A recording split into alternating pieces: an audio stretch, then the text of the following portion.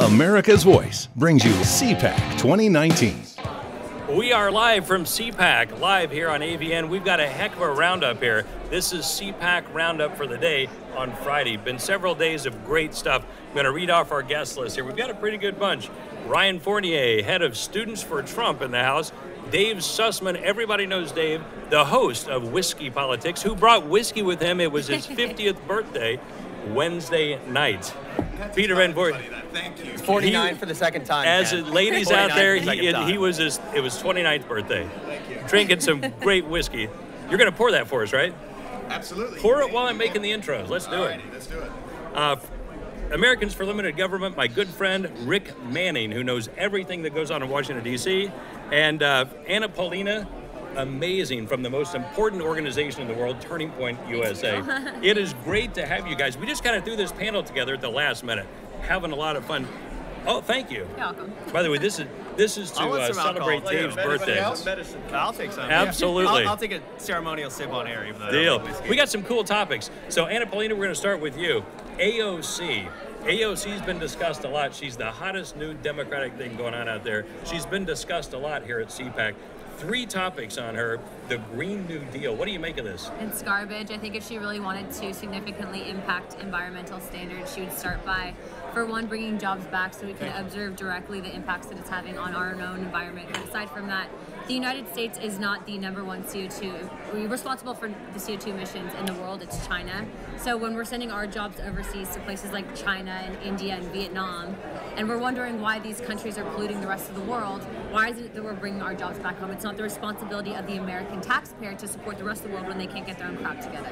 Peter V? Well, I find it super interesting. The Democrats, they love to talk about global leadership, except when it comes to anything important, like making sure terrorists don't win and making sure China and Russia don't take over. Instead, it's America has to be a global leader when it comes to things like stopping cows from farting and stopping plane travel. And all I can say, I know the second that Alexandria Ocasio-Cortez gets that first taste of the government-funded private jet, she ain't going back, baby. You can't go back from that. No, not at all. It's impossible. It's impossible. Not at all. Rick Manning?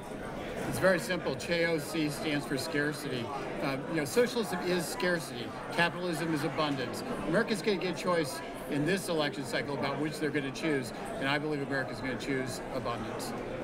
Absolutely. Got it. Dave, Whiskey Politics. By the way, while you got the mic in your hand, happy belated birthday, brother. Happy birthday. Yeah, wishing you many, many more. Thank you all. Yes. Now, Dave, AOC and cow farts. He had a drink prior to that one. I think AOC says everything we need to know about this next generation and how they've been educated over the past 30 years. We've got the, obviously the millennials, but we've got the Generation Z coming up after it, and everything is about identity. Everything is about what I can be entitled to and get. So this is going to be one of the biggest challenges right now. Teaching people not to look at the color of your skin, but the content of your character and get to work. Let's talk about this. You know, she's obviously a socialist. She's got a lot of followers, like the Pied Piper almost. It's really amazing to watch this. Do the folks really know what socialism is? Do they understand it, or do they just think it's a cool thing right now? Social media. It's about kindness. So I know, for example, you're on Twitter all the time. The kids are talking right now about, well, socialism is about generosity, and anybody that is against this is about themselves, and it's a feeling, and it's not real, right? What do people misunderstand about socialism? Ryan, I'm going to give that one to you.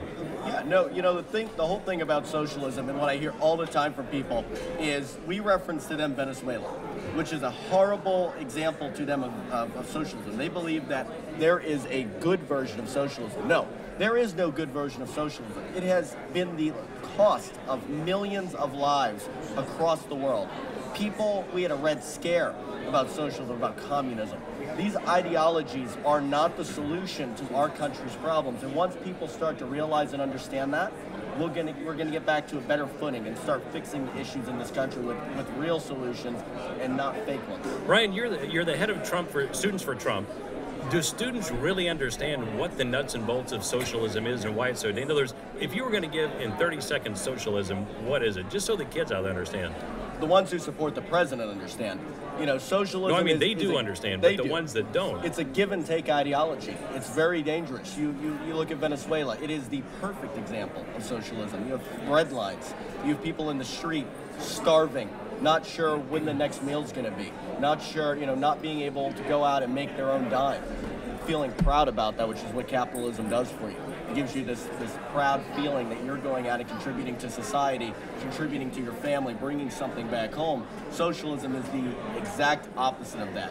You work for the government, you provide for the government, and in turn, you're supposed to sit there and allow them to protect you and give you the services back, which usually does not happen. And give you only what they want to give you back. Only what they want to give you back, and that's perfect. That's exactly what's happening with Mandora and Venezuela. Yep.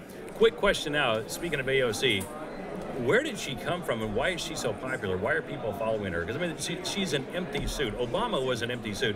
This gal is an empty suit on steroids. Dave, you want to take that one? Where did she come from? Yeah. Well, social media.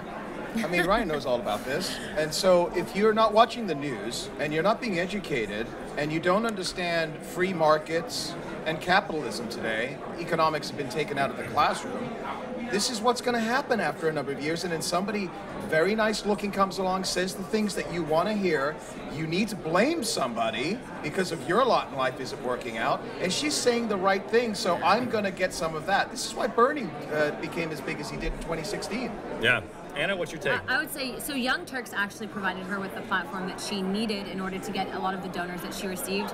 But again, it's not the responsibility of the American taxpayer to pay for Susan, who decided to major in basket weaving, and her lack of income, and redistribute the wealth that we've essentially earned in order to, subsidize her way of life. And in fact, AOC, for as much as people are clowning her, she is probably one of the biggest threats to our way of life currently because of the fact that she has so much clout around her. Yeah. So, you find it interesting that a bartender, I mean, she was a bartender, right? Yeah, she was a bartender. She ran against the guy who probably would have been the next Speaker of the House if it wasn't for Nancy Pelosi. In other words, he was a high leadership position. No one had ever run against him before. So this is where she comes from. She runs for Congress out of nowhere and takes this seat.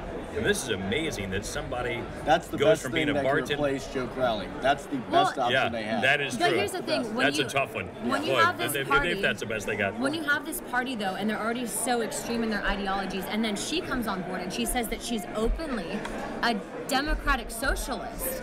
That's exactly what they were looking for. Let's stop calling it what, I mean, they try to say that they're working for the American people. She just literally declared her totalitarian stance in her last statement. I'm taking charge. No, AOC, you're not taking charge. You need to sit down. You serve the constituents, you serve the American people, and know your place. Yeah, yeah. Is she a resident of where she lives or not? I don't. There's been... Rick Manning? Is she a resident where she lives? Well, I don't think she is, but the fact is, it's really not a legal requirement that she live, as long as she lives in New York somewhere. But here's the bottom line with her. She is a creation of both social media, but also, I believe, it was in Nancy Pelosi's interest that Joe Crowley get knocked off because he was going to replace her. And so when somebody comes out of the blue from nowhere and they end up winning and nobody knows who the heck they are, somebody fueled that. So was she a Nancy Pelosi manufactured candidate? I don't think she knows that, but yes. Probably was. Got it. Let's switch topics real quick here. This weekend, Trump. It's been a wild and wacky week for Trump. He will be here, by the way, tomorrow morning. This morning here at CPAC, we had Mike Pence, who gave an amazing speech. One of the classiest guys ever to enter politics. Also, was a great governor of Indiana, wonderful vice president. So Trump, though, just got back from Vietnam, or maybe landing about now, will be here tomorrow morning. The summit with Kim Jong-un, what do you think? I think the summit worked out much better than a lot of people are giving credit for. So I've obviously been here all week. I haven't watched a lot of news, but the reports are that CNN and MSNBC was like 99.9% Michael Cohen the entire time, barely spending any time on the media regarding, obviously, the trip with Kim Jong-un. A lot of conservatives, traditional conservatives, were deeply concerned that Trump just wanted to get a deal done. And for him to walk away, that's art of the deal, baby. That's him taking a play right out of his book and saying, yeah, no. And now the world is wondering whether or not we're going to go back to a nuclear threat and all of these things. This is him playing his game. And I'm so darn pleased about it because I was deeply concerned. I was one of those guys that said, well, wait a minute. They're not going to denuclearize? They're only going to do specific areas of the peninsula? So I thought it was a profoundly good week for Trump. The Michael Cohen situation is all they want to talk about. I don't think that's going to amount to hill of beans. I'm assuming that, we all assume this. I'm assuming it's true, too. The Michael Cohen thing was put up really kind of to distract and take away from the North Korea summit. or the Vietnam Summit? It's like I said, CNN and MSNBC didn't barely talk about it at all. There was a study, and I don't know if any of you guys saw it. It was like over 1,000 minutes or something was on the Cohen thing on the nightly news. He was disbarred. He was disbarred. We're going to get to Cohen here in just a minute. Yeah. Ryan, I want to get your take. You run Students for Trump. What's your take, and what are you hearing from your students? You've got a massive following about the result of the Vietnam Summit. You know, I look at the Vietnam Summit as progress. You know, working with a nation like North Korea to come to the conclusion that you want is a very difficult task. And this is a task that hasn't been taken on by other presidents until Donald J. Trump. They've tried and they failed. Donald J. Trump is doing it. You know, you have Clinton, I promise. Bush, I promise. Obama, I promise. Trump, I did it. And he's making these power moves right now that show that he is qualified, unequivocally, to actually make this happen. I think that there's a lot that has to be done. I don't think that we want a partial denuclearization of the Korean Peninsula. We want full denuclearization. What are you hearing from your students? What are your students telling you? Because you get a ton of feedback every day. All the time. When I'm not looking at death threats, I'm usually getting pretty good messages. It's sad that we have to laugh at that, but no, it is. It's where we are in society. It's where we are in society, though. No, but you know, the truth of the matter is, I get a lot of positive feedback, and I hear a lot of young people this week, especially here at the CPAC itself, talk to a lot of young, great students, young millennials who really do support the president's agenda with North Korea, and they love to see this progress. They have grandparents, they have parents who are talking about North Korea, saying that nothing's ever happened. I mean, you know, I had one guy I talked to earlier. His name was Michael. His grandfather was in the Korean War. And his grandfather is so amazed and happy that we are making progress with North Korea. It's something that is historic in itself. Peter, one of the great young TV personalities out there, what's your take? You hear from a lot of students too, and a lot of younger adults. What's your take, and what are you hearing on the North Korea summit or the Vietnam summit? On the North Korea stuff, I think the average millennial is probably not too up and about it, because think about this.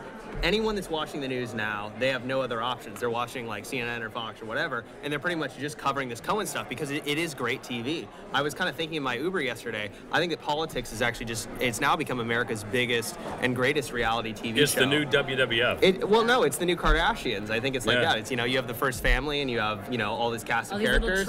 All these trolls and all these media people and the friends become not friends, and it's a reality show, and that's what it's come down to. So I'm not surprised that the corporate news media has gone after profit. But that's their job, their business. So the nuts and bolts of what happened in Vietnam. Well, first of all, anybody, and all due respect for anybody who expected him to cut a deal that was a bad deal, Donald Trump is not a politician. Donald Trump is a fixer. He knows he fixes things. He is a person who knows about the Korean War. He didn't just see about it from MASH. He's got friends who were in the Korean War. So we have a different circumstance. He wants to bring it to an end. You cannot bring it to an end when you allow the North Koreans to have nukes, because they are developing the delivery vehicles to hit the United States. And so consequently, this president was determined to denuclearize the Korean Peninsula regardless. He told the Chinese, we're no longer relying on you to be the middleman. I'm doing it. We're not going to trust you anymore. We've trusted you for 40 years and it's never happened. So he told the Chinese to pound sand. And he said, we're going to fix this.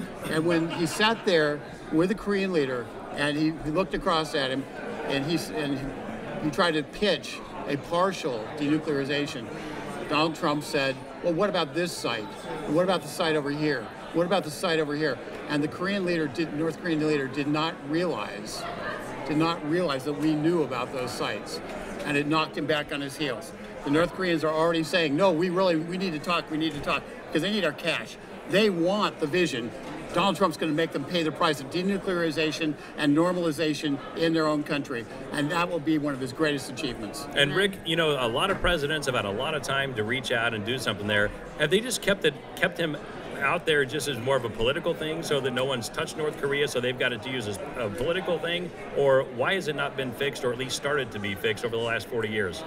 Because we're always trying to be friends with China, and as a result, it's a we were trusting the Chinese. I think putting ill-placed trust was never in the Chinese interest to fix North Korea.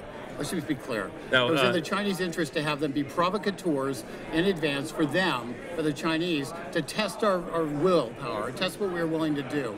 And that's what all this has been about. They've been Chinese frontmen, and now we've separated them from their masters, and we're telling them it's time for this to get straight. We're going to denuclearize the North, and the North Koreans are going to do it. They're going to smile, and they're going to benefit. Anna, you and your husband have a timeshare in North Korea. What's your take? I will say that, without saying too much because I was in the military, that was a very real threat, that had Clinton been elected, I'm pretty sure that we would be at war right now. And when you say it was a real threat, and again, you do have a lot of military background. That was not What was the threat? A threat of imminent war. If he didn't do what he did, which the man deserves a Nobel Peace Prize for, in my opinion, we would have taken that very seriously. And I don't know that I would even be here right now because I was at the time serving in the military. I think that a lot of people, and they're in their little bubbles, and they don't see what's really happening on the large scale. And so we really need to understand that this man is exactly like he said, a fixer. And what he's doing is not only helping this country, but essentially saving a lot of American lives. Absolutely. Peter, what are you hearing? Yeah, I mean, I think in terms of what Anna said, she's completely correct. Like, literally less than 2 years ago, we were terrified about nuclear missiles raining down on LA. I live in LA.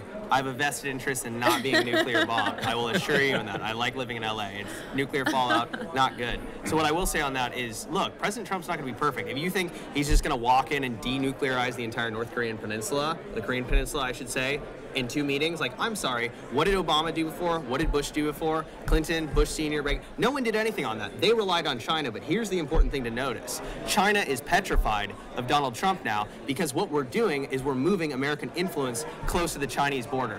We're not in the Cold War anymore, but Cold War dynamics still play, you know, here in China and Russia, all that stuff. That's what you need to know. The Chinese don't like it. No doubt about it.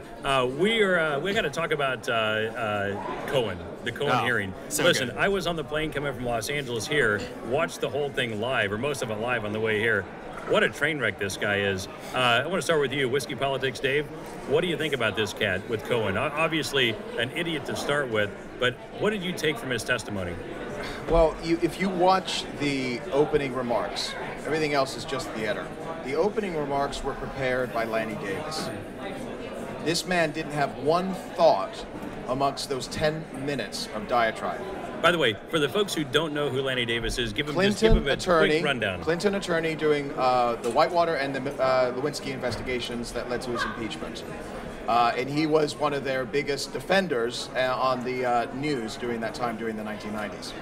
So Lanny Davis wrote this thing, and he read it verbatim as Lanny. I mean, you could see the way Lanny's words were coming out of this man's mouth. There were certain words that he said that were just not natural for this guy. He's not smart enough. He's an attorney, and there are a lot of smart attorneys out there. No offense to the legal profession.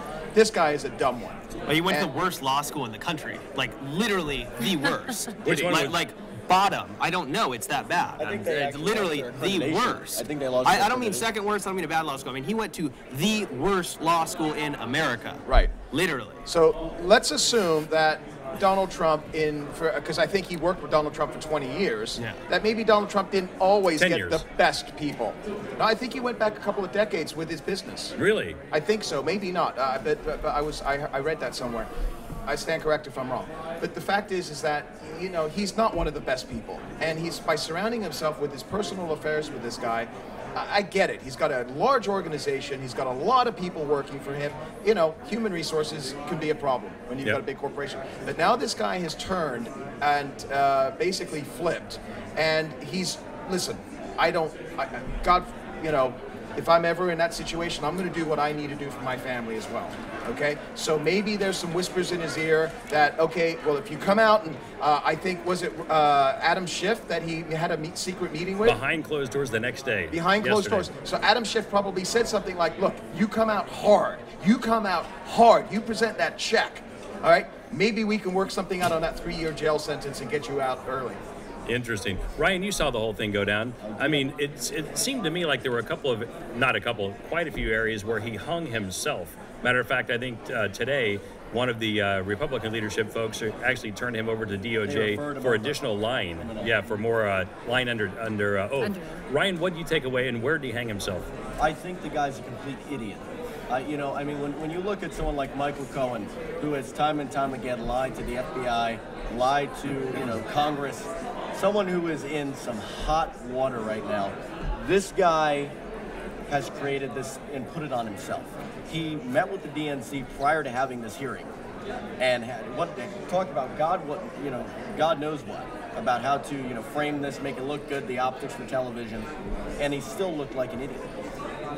It's absolutely incredible that Michael Cohen had the nerve to come on national television again, lie to Congress, lie to the American people, and try to accuse a sitting U.S. president of his own crimes that he committed.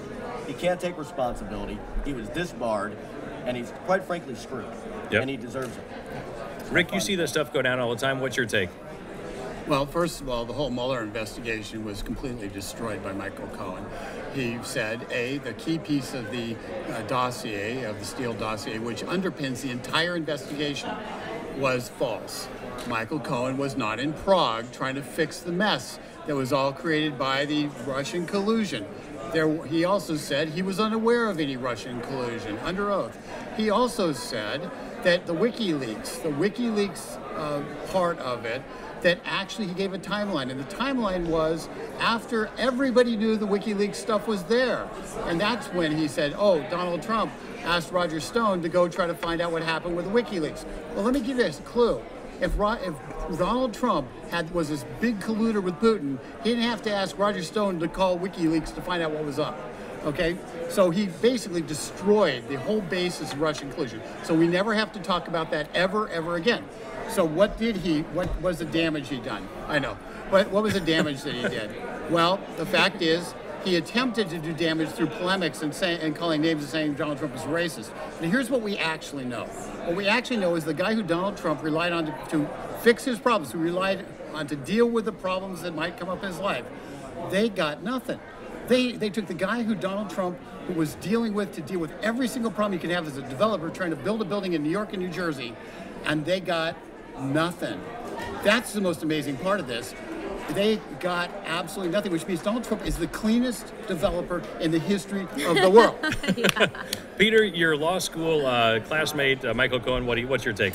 My law school classmate, I was probably not good enough on my LSAT. You probably have more experience in that than he does, I'm guessing. I'm sure. Look, I mean, I think Michael Cohen, when people call him a rat, I mean, that's true. I'm not saying that, you know, if there's been a crime I'm not saying if there was a crime that was committed that he should lie, of course. But, you know, at the end of the day, I think there's some client confidentiality. And, you know, what he did as a developer in 1995 to get a tax break on a building, I mean, that has nothing to, that's just what developers do. You know, we're in business, you know how that stuff works. Yep. So I think at the end of the day, what he said there was brilliant.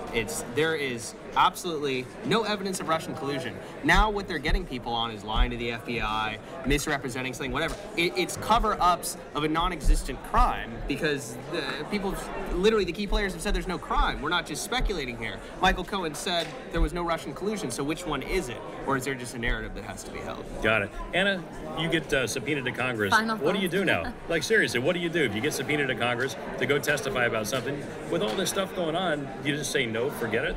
Because who wants to risk getting charged with lying to Congress? Exactly. You tell the truth, but the problem is this man didn't. Everyone nailed it on the head. He was disbarred. He's not telling the truth as is. And frankly, I'm so tired of the left with their narratives, and even in his speech talking on race, right? If they can keep America divided, whether you're black, white, or Hispanic, then we are never going to get anything solved. That's exactly what they want. They want this leading into 2020, and I'm so tired of this cooked up story. It's over. It's been 2 years. There's no evidence it didn't happen. It's a lie. Let's do this. Let's move from one scumbag to a bigger bunch of scumbags. What's going to happen in this Democratic primary? We're seeing, 21 people now in this thing? Nice segue. What do we do? Hey, listen. Beautiful segue. Dave, it's your whiskey When is talk. Michael Cheers. Cohen? Quickly When is Michael Cohen announcing? He's qualified now. Michael Cohen. He's either going to be on CNN or he's going to be a primary candidate. I'm waiting for Robert. It's funny, Ryan, you mentioned that. Avenatti as well. We forgot about Avenatti. Yes. Well, they did. The one lady did grill him. One of the Congress ladies grilled him about, did you get offered a book deal? Will you take a book deal? Will you take a commentary? Did you see this in the hearing? You might as well. Huh? At that point, you might as well. Yeah. Take the book I deal. guarantee you he's doing this for the book deal. It's going to provide a great photo for that. Live, I can see the show live from Leavenworth. This is going to be awesome. This is going to be Hey, fantastic. before we run into the next segment, do we have any other guests that we need to rotate in, or are we good for the I think rest we're of the good, right? hour? Yeah, All we got we're good a for the good rest crew of in the here hour. right now. We're all solid, Absolutely. Whiskey Politics, Dave. Let's go to you. What about this field of insane Democratic primary folks? What's going to shake out? Okay, so we're enjoying this. Yeah. If you're on the right of the center, you're looking at this circus, literally is a circus, and whether it's Kamala Harris, who I think is going to get the nod, she's just checking all the boxes for the left, all right, identity boxes. Smoking weed before Tupac is around, right? Before Tupac was even around. But you've got Bernie, you're going to have, you've got Klobuchar, obviously you've got Elizabeth Warren, you've got these insane people. Let's take them one by one. Let's start with Kamala Harris. What do you think? Don't mention Willie Brown. We're going to save that for the last segment. I can't mention Willie Brown? Not for the last segment. Okay. Yeah. We need a couple more drinks before we start getting into Willie Brown. Listen, Kamala Harris is a first-term senator of color, okay? That's a fact. She is a female. It's one more check. One thing to clarify, of what color? Because people think it's one thing. She's actually a mix. Yeah, And Indian as was and Jamaican, Obama. I believe. As was Obama. America's first half-white president. Okay, exactly. So the fact of the matter is that it is pure identity politics. How many of us new people in 2016 were only voting for Hillary Clinton because it was her plumbing, right? So now we've got plumbing and we've got skin. This is almost the trifecta here. My question is, get him It's another okay, one. guys, it's okay. One he more. did not spill one drop. That is a true conservative right there. Absolutely. So the question is, okay, first of all, as a first-term senator from the state of California, which is in a death spiral, everybody in California wants to talk about surpluses. Let's talk about the true economic situation in the state of California. First of all, in the state with 53 or 54 Congress people, you only have 7 Republicans. The entire state is run by the supermajority. The supermajority. And by the way, explain that, because you and I are both Californians. Explain what that is, because this is really an unprecedented thing. Okay, so from the top down, there is not one state office owned and occupied by a Republican, and as far as the number of assemblymen and state senators, they have more than 2/3. Actually, over 80%, I believe, right, in both right. houses. But the law is 2/3. You cannot. You basically don't have a say if you're a Republican in the state of California. She's representing this state that has a pension crisis unlike anything ever else, and it is fuzzy math, to quote our W. Bush. It's fuzzy math when you start talking about the economics of that state from the standpoint of the fact that if you include all of the liabilities, it is upside down so deep in the red, it looks like the national debt relative to the state of California. Yeah. This is the state of this is the state that this senator, first-term senator, is representing. She wants to come in. She believes in the Green Deal. She is 100% behind the Green Deal, which is another issue I think you want to talk about. $1 trillion. It is disaster. Let's call it the Green Disaster, not the Green Deal, on so many epic levels. But most people are going to be voting for her because she is her of color, and that is what she's running on right now. Zero substance. Ryan, what's your take? Then we'll get to Bernie here later. I want to get to Bernie. I'm telling you, Bernie's good. No, Kamala Harris. And I know you said hold on for Willie Brown, but that is you the can't only go thing there that yet. comes to mind. That's going to when be the sizzle at the end of this thing. She's supporting the Green Deal. If you look back at Kavanaugh's hearing, she treated him so unfairly. So unfairly. The things, the comments she was saying, the backlash she was giving him. That was wicked what happened. It was absolutely wicked. And to think that this woman now who just grandstanded during these confirmations hearing, both with Gorsuch, Kavanaugh, Cory Booker's the same story. To think that someone like her could easily, try to relate to millennials because they all suck at it. Pocahontas, trying to say, oh, let me go grab a beer. The Kavanaugh beer challenge. Right? Kavanaugh beer challenge. It's like, what are you people doing? You're not relatable. You're old and you're creepy. And I'm just saying, hey, kids, you want some candy? Give me a vote. It's ridiculous. It's the Steve Buscemi character. It really is. You just put it right on her face. Steve Buscemi. We all have those weird old ladies in the neighborhood, right? No, it really is, though. But Kamala Harris is an absolute joke. But the sad thing is that she has a chance. She has an opportunity because she does have those cards. She has those check boxes that Obama had in 2008. Plus one. And you were talking about the Kavanaugh thing. Think about, she weighed in really heavily a few weeks ago when this guy had his fake attack. Where the guy, what was the guy's name? Jussie Smollett. Yeah, she said she called it, and I quote, a modern-day lynching. Yes. A modern-day lynching. Yeah, and for those of you who don't know, explain what happened in that thing. This is incredible, in Chicago. So there's a guy, Jussie Smollett, he's one of the stars on Empire, and he faked and staged a hate crime where he essentially went out 2 a.m. in Chicago on one of the coldest nights in recorded history and said that after he was leaving to get a tuna sandwich, said that he was attacked by two what appeared to be white men who hit him in the face, poured bleach on him, and tried to put a noose around his neck. I believe he said white men and MAGA. Did he say MAGA hats? MAGA hats. They yelled, "This is MAGA country," which I will This say, is MAGA no country. Republican has ever yelled, Navy "This is in MAGA Chicago. country." Yeah, I don't think anybody in Chicago has ever yelled it. this is Never. MAGA Bad country. acting. No, not That even is here. bad acting. But I mean, you got to think about it. 2 And he a.m., hired one these of the guys, coldest right? nights in He history. hired and paid them with a check. And he Well, hired he him with a Nigerian check. brothers, right? 3,000. So wait, hold on. I got something to say. No, wait. Let Ryan finish. This This is a guy, good story. this guy spent near $4,000, got his ass beat, and then staged a fight in front of a camera pointing in the wrong direction. Man, you gotta this is- love that. This is the whole Jussie Smollett situation. He's an idiot. He belongs in jail for trying to essentially seculate an entire nation, saying that all Trump supporters are racist. It's absolutely disgusting and irreprehensible. Sounds like one of those one of Reprehensible. Michael Moore's better films. Incredible. Oh, yeah. This is the kicker on Jussie Smollett too. I mean, most of you guys have probably heard this, but that one of the dudes worked on Empire, and they were both Nigerian. Like literally, the second the attack happened, they went to O'Hare and went to Nigeria. So this was two Nigerian white supremacists then. And I must say, as far as if I haven't Self-identifying. I haven't checked on Jussie Smollett in a day or two because I think he's old news at this point. However, he is still denying it, and they have two Nigerians who came out and said, "Yeah, we worked on Empire with him, and he hired us. And here's the check." I'm sorry, if you're like who bribes someone with a check? I'm sorry. From Nigeria. No, wait, can you just imagine seeing the security camera footage, two Nigerian voices saying, get down, I don't know the accent, but can you imagine them saying, get down, this is MAGA country? This is MAGA country. Real quickly on that, Charles Barkley, if anybody has seen Charles Barkley, Sir Charles, NBA, Phoenix Suns, he says on NBA, they were picking teams for the draft, and there was the moderator, and he has these stickers on the board, and they were saying, okay, Lakers aren't going to make the playoffs, Clippers might not make the playoffs, and Charles starts going on a rant, on a tear on this guy, and he says, America, if you're going to commit a crime, don't write no checks. You don't want to write a check if you're going to commit a crime, America. And he started going on. And every time one of the commentators was talking, he says, make sure you're not wearing a MAGA hat. No MAGA hat. Go back, what is it, Rick? Is it 20, 30 some years ago? Why are you asking me this? Because you'll know this, not because I of your wasn't alive familiarity 30 with years hookers, ago. but remember Jerry Springer Hookers. wrote a bad check to a hooker when he was the mayor of Cincinnati. That's exactly Actually right. wrote a check You're and right. it bounced. Who did? Does he own the Jerry Patriots now? Springer. Oh, Jerry that Springer. makes sense. Does he own the New England Patriots now, too? No, actually, I think that guy paid cash, and he finished the job. then got caught. Bottom line is, the one thing that's most shocking about this is Jussie Smollett still has checks. But nonetheless, it's a, when I look at this, I think this may be the first time that an American scammed two Nigerians. So it's a...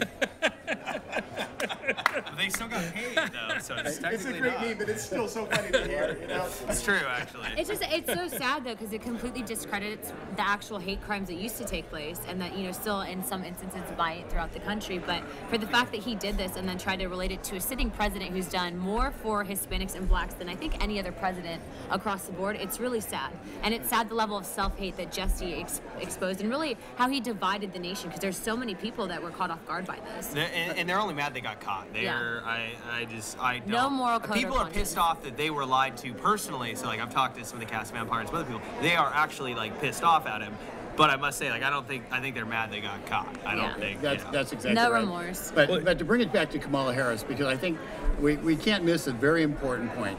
California is changing when their primary is. So when we want to look at the Democratic field, if California moves their primary up to being one of the first 2 or 3 primaries, you will have Kamala Harris will have a home court advantage that is virtually insurmountable. It would mean that you have to have $100 million in the bank before the first 3 primaries. So it takes, New Hampshire doesn't matter, Iowa doesn't matter, South Carolina doesn't matter. The only thing that will matter on the Democratic side will be winning California and spending the dollars to finish in the top 3 in California. And so that's why she's going to be the nominee, because she checks the hyphen boxes, but she also is creating a home court advantage in terms of the California delegates. And let's break the significance down of this, Rick, because a lot of people aren't familiar with it. California used to be sort of in the middle to later of the pack in the primaries. It was in June. Yes, in June. It didn't count. That was the story every year. And it's really, really interesting that they've moved it forward, and that is a huge thing because it's one of the it's the most populous state. Exactly right. And why is that? You're a nuts and bolts guy, Rick. Well, it's significant because here's what has to happen. If you start out and you win California, and you end up with a huge number of delegates, all from then on, you're a front runner. You are automatically one of the top 3 in every other state. You're able to raise massive amounts of money. But if you're sitting there, you're Bernie Sanders, for instance, and you finish 4th or 5th in California, you're dead.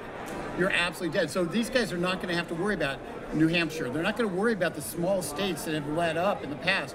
They're going to focus all on California because California is a winner-take-all grudge match. If you don't finish in the top 3, you're dead in the Democratic field, and that's why it's such a big deal, and that's why Kamala Harris has an inherent advantage leading to the nomination. Yep. Peter, Kamala Harris. I have my own opinion on Kamala Harris. Let's hear it. Willie Brown. Well, we're gonna keep the Willie Brown stuff till later. But in terms of if you want to kick off, less than 10 minutes, so we can hear it. Go ahead. We'll kick off Willie Brown. So by the way, the significance is Kamala Harris years ago was going out with Willie Brown, who gave her jobs, from what I understand, allegedly gave her jobs. So Willie Brown, in exchange Willie for Brown her company. Later the mayor of San Francisco, with a long-time, very, very powerful speaker of the California State Assembly. And Willie Brown was known for being somewhat flirtatious with women. One of those women was Kamala Harris. And the day she announced... And he was 173 years old back when this took place. Now he's 182. Yeah, she was 12. Exactly. But, I think in terms of Kamala, I don't think, Willie Brown, that day, he came out, to quickly explain to the audience, he came out with an op-ed in the San Francisco Chronicle where he's a columnist, and he said, yeah, I dated Kamala, so what? Basically saying, oh, I appointed her to 2 little boards, maybe helped her out, but whatever, trying to just sweep it under the rug. I don't think this will be swept under the rug. I think he was just trying to get ahead of the story, wasn't he? Sorry? He was just trying to get ahead of the story. He was trying to get ahead of the story. But this story, even beyond this broadcast, I don't think this story is going away anytime soon in her career. I think it's not about... Does it matter? Yes, it does, because it's not about the relationship. People have a right to be in a relationship with whoever they want, even if it's Willie Brown. You have a right to date. But it's when you start using that and you start giving out favors to your girlfriend. That's conflict of that's a little interest. bit Me Too sounding. If I don't know about that. It's only Me Too if you're on the right. Big powerful politician, rising politician. That's pretty abusive to me in terms of your power. And what Kent just said, absolutely correct. The hypocrisy is insane. Yeah. Right? Because if it was on the right, that's all they will be talking about. All they would talk about. I mean, look at Stormy it's okay Daniels. If you're a Democrat. We see this time and time again. Stormy Daniels situation. There's like this obsession with it, right? It's incredible. Yeah. Hey, at least Stormy got paid. Kamala got a job. Barely, she got Same sued, thing. so. So how was Willie Brown? You went out with him a couple of years. I'd never in a day in my life. In his 109 days. Yeah, I'd say this, aside from that situation, she does have a history of, in my opinion, exploiting men in order to cause a rise to get what she wants, and that was very visible in the Kavanaugh hearing. I don't like how she treated him. I don't like how he was guilty until proven innocent. I have a little brother, and they essentially destroyed this man's life and reputation, or tried to at least. And so I think that everything that she's doing is not someone that I would want to vote for in an elected official and potentially president. So who are the other guys? This is some hot, saucy information I didn't know. Oh, who? Wait, what with Kamala Harris, you said she's got a history with other men. Oh, no. I'm just saying in the instance of Brett Kavanaugh, with her stepping on him. Tupac. What? Tupac. Did she date Tupac? Smoke weed listening to Tupac before Tupac was a thing. There you go. Hey, kids, I'm just like you, kids. Maybe she's not such a bad gal after all. Let's go to Bernie Sanders, Whiskey politics, Dave? What do you got? Oh, Bernie. Bernie. Listen, I did this on the radio show I hosted last week, and there was this audio from 1904, I guess, when Bernie was like 20 or 30 years old. And he was saying, and it's actually from the 80s, right? And everybody here on the panel knows, and for those that don't, Bernie spent his honeymoon in Russia. Okay, I don't know about Soviet you. I went to Union Aruba. No, Soviet Russia. It was the Soviet Union. Soviet Union, thank you. I went to Aruba, all right? So you're going to go to the Soviet Union. That's your choice number one. Obviously, that says a little bit about you. But he actually It's a said romantic setting back then. it's a very romantic city. All the cinder blocks buildings. You know why he thought it was romantic? Because he believes, and he said this out loud. You can find it everywhere online, okay? I think that when a capitalist in America talks about Russia and they complain about breadlines, they don't understand it. I think breadlines are a good thing because the rich also have to wait to get theirs. He actually said these words. Breadlines are a good thing. He said that. Right? He did. Wow. He said that. Yeah, he said that on his honeymoon as well. Goodness alive. And there's actually And video his wife footage did too. I watched this by accident last week, not in related to the segment. I did as well. I happened to find it, and literally, yeah, him and Jane, formerly the president of, I think, Burlington College, which she ran into the ground and is getting sued for. But yeah, no, I mean, both him and his wife were praising the Soviet Union. That's not even the worst thing, though. Well, what was the they worst were thing in there. then? What's the tune that they do? What's their national anthem for Russia? I don't Something know. about vodka. They were Hail to singing Hail to it. Star Hail Wars to politics, I Russia, know. hail to Maybe. something. They were singing it all together in the And this room. guy says he's American. That's disgusting. And he says he's American. Disgusting. And why this matters, why this 35 years ago thing matters, is because he now won't decry Maduro. He won't decry the breadlines in Venezuela. So when anybody tries to tell you Venezuela doesn't matter, it matters for Bernie because Bernie accepts Maduro's breadlines because he loved the breadlines of the Soviet Union. And that's why this whole thing, the worst thing that happens to Bernie was Venezuela. Rick, you're a Washington insider, and I mean that in a good way. You've watched Bernie operate in the Senate. What's your take on him as a person, as a senator, and why do you think he became so popular with his younger crowd this last election cycle? Because, well, I'll use a somewhat crude term. I think people on both sides of the aisle are tired of the bull.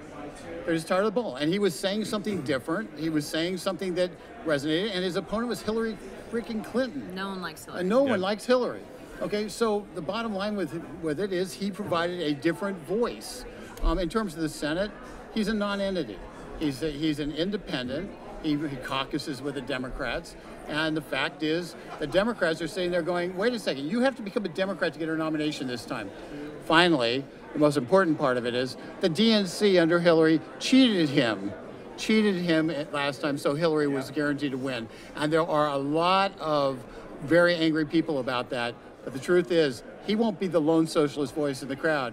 In fact, if anybody in the Democratic crowd isn't a socialist voice, they'll be the lone one. All right, we've only got a couple of minutes left here. Rick, while you've got the microphone there, Sure. If the DNC had not interfered in that election, the primary, would he have been the candidate? They believe he would have been. I What have do to you believe think? them. Well, I believe the DNC was doing what they needed to do to make sure they fixed the election for Hillary. So clearly Hillary believed that, and clearly they believed it, and I don't have any reason to doubt them. Got it. Peter, what's your take on Bernie? Crazy, needs a comb, needs my hairstylist. No, I don't. Look, as far as Bernie goes, I mean, we saw this one time. Bernie 2.0 is the same thing as Bernie 1.0. He's going to run for president every 4 years until he dies. You know, hopefully he'll have a nice long life and just retire from politics. But I assume he's going to keep doing that. And his whole thing, he knows that he's not going to usher in the socialist revolution. But if he can, you know, sit there, you know, on his last day on earth and say, you know what, I moved the ball a few steps backward into socialism, I think he'd die a happy man. Well, So what about the that's Bernie. FBI investigation on him, though, and his wife for the fraud? What about that? So, I mean, that's all. I don't know anything. I don't know tons of specifics about it, so I don't want to, you know, get too off into the weeds in the commentary. What I do know is that his wife, Jane, I believe is her Allegedly name, stole money. stole money from the university. There was something where basically she was the worst president ever, you know, caused the school to run to the ground. college. You're talking about, I mean, Bernie Sanders here is talking about, like, standing for students. His own wife, like, could you imagine you're a sophomore in college and then suddenly, like, the school just shuts down because Bernie Sanders' wife doesn't know what she's doing? Like, why don't you get your own house in order before you tell us how to live? That's my take. And guys, I hate to kind of say not his Perfect idea. example We've got of about socialism. 45 seconds left here. I want to go around and just from this table, I want to get predictions. early on predictions nonetheless of who do you think is going to be the Democratic nominee? Dave? I'll repeat it. Kamala Harris. Okay. Ryan? Joe Biden. Really? Joe Biden. Kamala Harris. Joe Biden if he runs, potentially Kamala Harris. I think Cory Booker could pull in on the side. Anna Paulina? Definitely Joe Biden if Beto decides to weed him on that one. Joe Biden, I'm in on that one And as Robert, well. it's Robert, not Beto. Roberto. Yeah, that's Mexican appropriation. All right, guys. Cool. This has been Wrap Up at CPAC. Dave, take it away for us. Thanks for joining us, everybody. Thanks for everybody. And thank you for putting this together, Ken. Thank you for the whiskey. you. And Cheers, check out everybody. Whiskey Cheers. Politics right here on AVN.